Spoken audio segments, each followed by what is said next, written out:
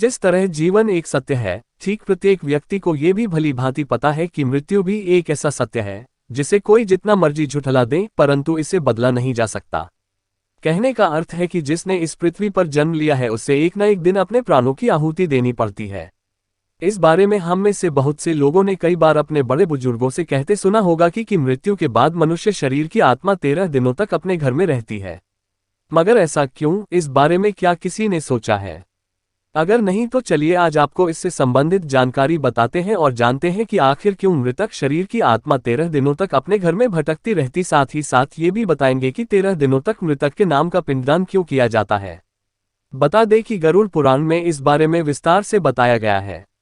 गरुड़ पुराण में बताया गया है कि जब किसी व्यक्ति की मृत्यु होती है तो यमराज के यमदूत उसे अपने साथ यमलोक ले जाते हैं।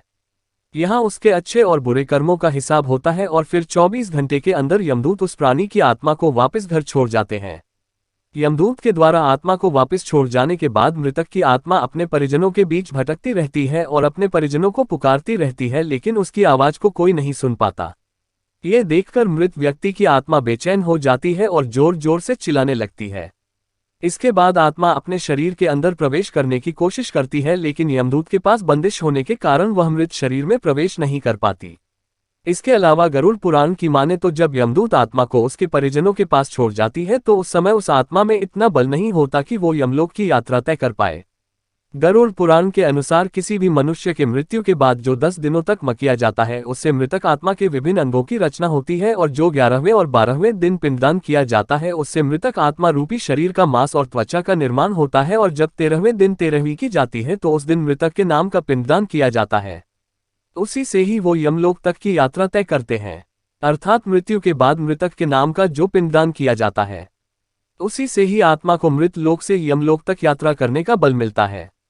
इसलिए ही गरुड़ पुराण में बताया गया है जब किसी मनुष्य की मृत्यु हो जाती है तो उसकी आत्मा 13 दिनों तक अपने परिजनों के पास घर में भटकती रहती है और उसके बाद आत्मा मृत लोक से यमलोक की ओर निकल पड़ती है, जिसे पूरा करने के लिए उसे 12 महीने यानी कि 1 साल का वक्त लगता है। इतना ही नहीं, मान्यता के अनुसार 13 दिनों तक मृतक के नाम का किया गया पिंडदान उसके 1 वर्ष के भोजन के समान होता है।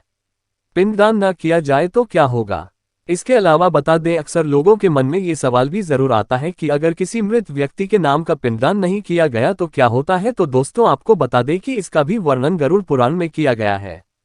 जी हाँ, जिस मृतक व्यक्ति का पिंडदान नहीं किया जाता, यमदूत उसे 13वें दिन जबरदस्ती घसीटे हुए यमलोक की ओर ले जाते हैं और मृतक व्यक्ति की आत्मा को इस दौरान काफी कष्ट उठाना पड़ता है। इसलिए हिंदू धर्म में मनुष्य की मृत्यु के बाद 13 दिनों तक पिंडदान करना आवश्यक माना गया है। इसके अलावा आपको बता दें कि 13वें दिन परिजनों के द्वारा मृतक व्यक्ति के नाम का जो भोज करवाया जाता है, अगर वह कर्ज लेकर किया जाए तो मृत व्यक्ति की आत्मा को शांति नहीं मिलती। इतना ही नहीं, गरुड़ पुराण में ये भी बताया गया कि जो व्यक्ति जीवित रहते हुए अच्छे कर्म करता है, मृत्यु के बाद उसकी आत्मा को यात्रा के दौरान यमदूत कोई कष्ट नहीं देते, और जो व्यक्ति बुरे कर्म करते हैं उसकी आत्मा को यमदूत यात्रा के दौरान कई यातनाएं देता है और आत्मा को कई कष्ट भोगने पड़ते हैं।